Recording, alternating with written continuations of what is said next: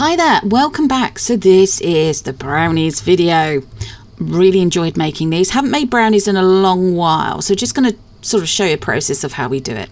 Got a really large baking sheet here. Going to line it with some baking paper or greaseproof paper, and just spraying a little bit of cooking oil on there.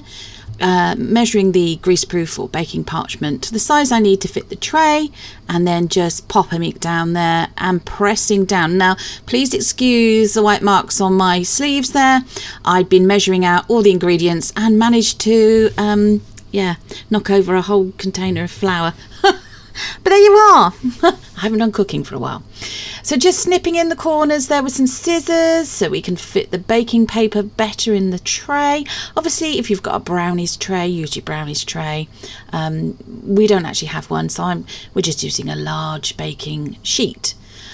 Goes up about centimetre and a half, probably about centimetre and a half depth to it. There we are. The recipe that we're following, although we do add things to it, as you will see, is by Mary Berry. I'll put a link in the description box to her recipe. Her recipes are fantastic. She is a queen of baking and cooking over here in the UK, as far as I'm concerned. I've had one of her books. I got given a long time ago, and I've had it for over 30 years now, and I used to refer to it a lot, not so much now because I don't do so much baking, but she also does some really lovely savoury dishes, and there's loads of things on YouTube and previous cooking series that she's had. And of course you're probably all aware of the fact she was one of the founding people and judges in a certain baking competition here in the UK.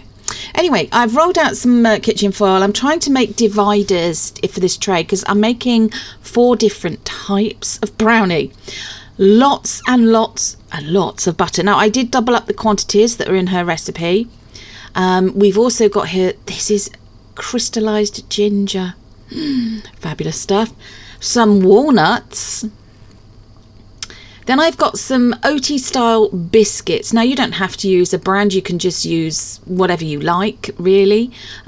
We've also got some instant coffee. Now I know in the States you probably don't have a lot of that, but we've got some instant coffee there, a lot of eggs, some vanilla extract, some flour, not a lot of, but some flour. And so we're just going to crack on and I'll show you. Now, I need to chop up. There's a lot of chopping involved, a lot of chopping of walnuts. I cut up as small as I can the crystallised ginger there. And here I go with the biscuits. I've got to admit, a couple of those did make their way into my mouth. And then finally, I didn't show you these. I used some Glace cherries as well. Now, there's also chocolate chips. Now you can buy chocolate chips already in chocolate chip form if you like, but I've just gone by the weight that is in the recipe, not forgetting to double it. And I had these bars of chocolate in the cupboard to use up, so I'm using them. Now this is Bourneville by Cadbury. Their dark chocolate is absolutely delicious. The plain dark chocolate one is lovely, but they do one flavoured with rum flavoured raisins, which is even more lovely. If you can get that one and use that, then why not? So I'm using one of these lovely knives, and their name completely escapes me as to what they're called. I find that much easier when trying to cut up chocolate. It cuts it up, you get chocolate powder, you get shards, you get little chunks, bigger chunks. Yeah, it's quite nice. So here we are. A flyover view. Look at that mound of chocolate chips. And guess what? There's more chocolate going in it as well. What I'm showing you here is a saucepan full of water. You'll have to excuse my workspace area. It gets rather crowded. I've put some water in about halfway up the saucepan, heating that up, and then I've put a large metal bowl. Now it's got to be a heat-proof bowl, metal bowl, over it. And now I'm breaking up more chocolate. Not to be used as chocolate chips, but to melt down. lots and lots of chocolate in this. Obviously, as I said, I have doubled up the recipe. It makes a lot of brownies. So this is a mixture of dark and milk, and if you're in the States it'll be plain and I think it's semi-sweet you call it, but you can use whatever brand you like. You can use your local store brand, you can use Lindt, you could use Cadbury's, or Ghirardelli is another really lovely make of chocolate, brand of chocolate. So what you can see in this bowl, that is 4 teaspoons of freeze-dried coffee even, mixed with 4 tablespoons of warm water just to get it dissolved down. Popped it in with the chocolate. Now that chocolate is already starting to heat up and melt. You need to make sure that the water does not touch the bottom of that bowl. Added in a muscovado sugar. Now that's different from the recipe. The recipe states caster sugar. So if you are not sure what caster sugar is, it's granulated sugar that's been put through a fine blend, so it just mills it down even further. Try and get caster sugar if you can. If not, you could use granulated, but not powdered sugar. That is not powdered or icing sugar. Now it did call for, it was supposed to be 2 teaspoons of vanilla extract, but I only had just about enough to do 1 left in this bottle, but that's okay. And obviously then all that lovely butter, and then I tend to put in, now this again isn't in the recipe, I put in about that much as a good pinch of sea salt.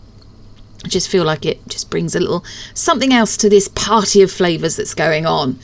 And now that will all start to melt down, so just swapped over to a wooden spoon here and just starting to see if it's starting to melt, what stage it's at, making sure that obviously that as long as you can touch the top of the bowl, you should be okay. But do be careful when doing this, because that bowl will heat up.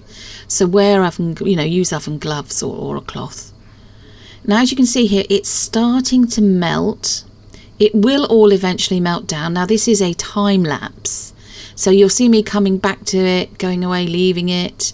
I got the eggs ready. I got the flour ready. Oh, there's some mini marshmallows there as well, which I haven't shown you yet. And I'm just stood there to the left of the screen. I think I was actually peeling carrots and parsnips at this point because I was trying to do a roast dinner as well, you're multitasking like we do in the kitchen. But you can see there on the main part of the picture, the bowl, all the contents, that's all the chocolate, the sugar, the butter, the coffee and the vanilla extract all melted down. So I've taken that off once it's all completely melted, put it to one side, and now I'm whisking up the eggs. Now don't forget, this is doubled quantity compared to what's in the recipe. So just thoroughly whisking those up. Now make sure you do need to add these to that chocolate butter mixture. Now that is still quite hot, quite warm.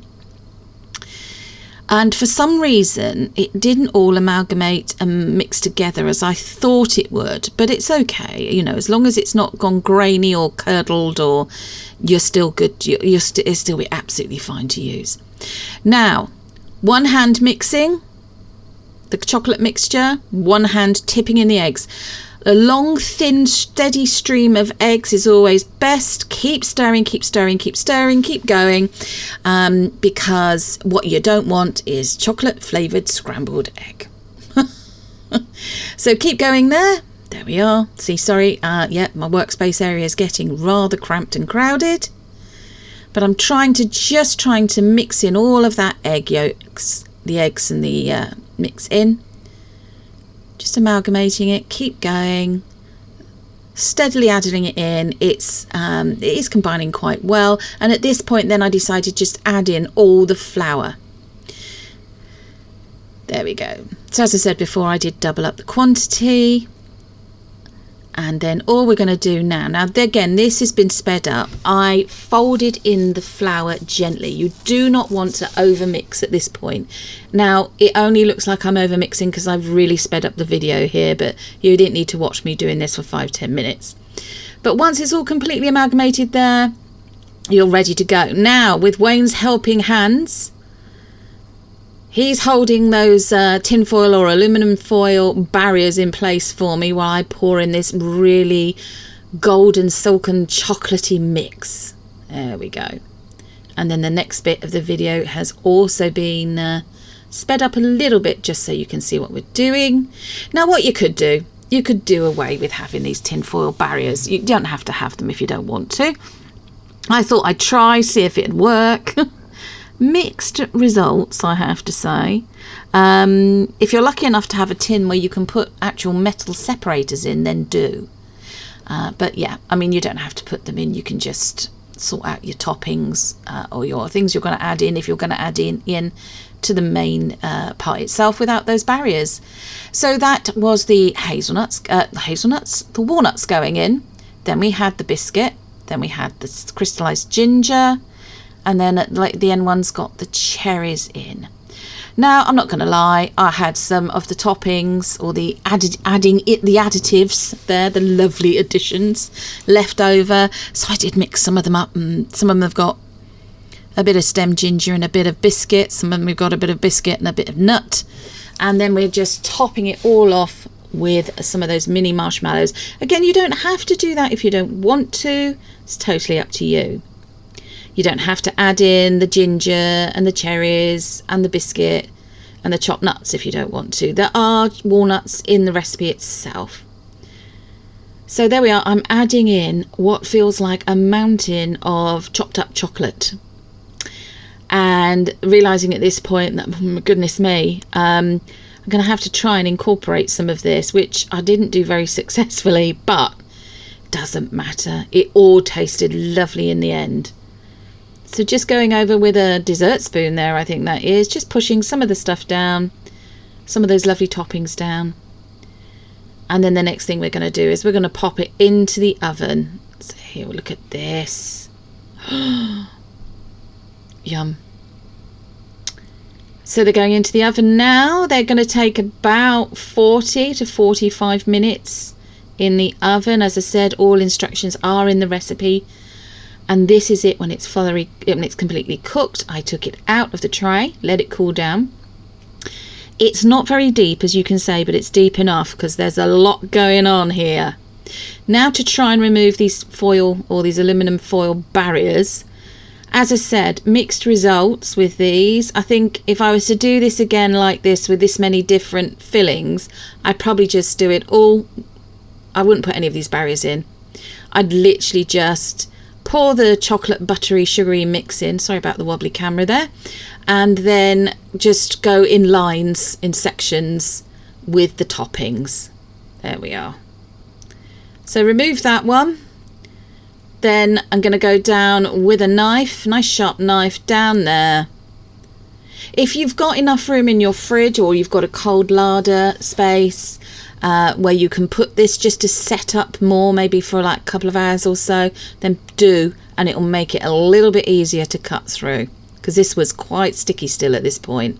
How do you like brownies? Do you like them a lot firmer than this? Do you like them when they're really gooey?